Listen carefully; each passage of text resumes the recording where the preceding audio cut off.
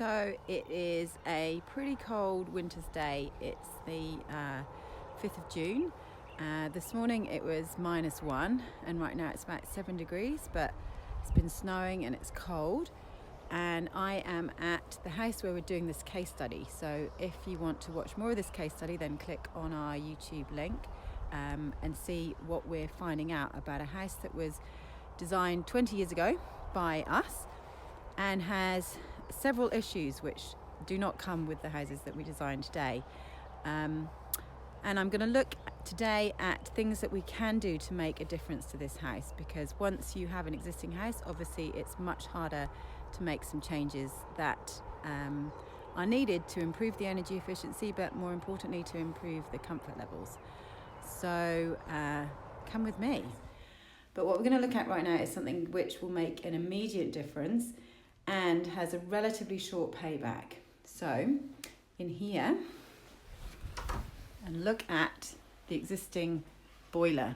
So in this cupboard here is a typical electric boiler, which means you get a 1-to-1 efficiency. So you pay for a kilowatt, you get a kilowatt out.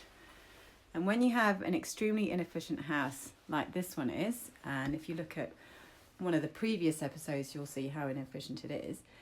If you're paying a lot to heat the house, then it becomes very, very hard to heat it and costs too much. So we were looking at a $2,000 bill in the winter to just keep the in-slab heating on. So if we want to change that, then essentially we need to change what the source of that heat is. And one of the best things to do is to swap it to a heat pump hot water cylinder, which can do both the heating and the domestic hot water. So one option I've looked at is the Stiebel Eltron HSBC 300, which has 17 kilowatt output of heat, which is what this house needs just for the in-slab heating.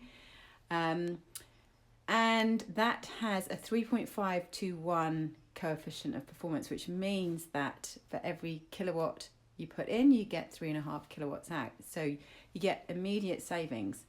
And on this house, what that equates to is taking that sort of $1,000 winter bill down to more like $300 just for the heating, which means over a relatively short period of time, we're talking about basically a 3 to 4 year payback, because this system will cost $23,000 retail to put in, plus labour. But you're getting about $8,000 in savings per year.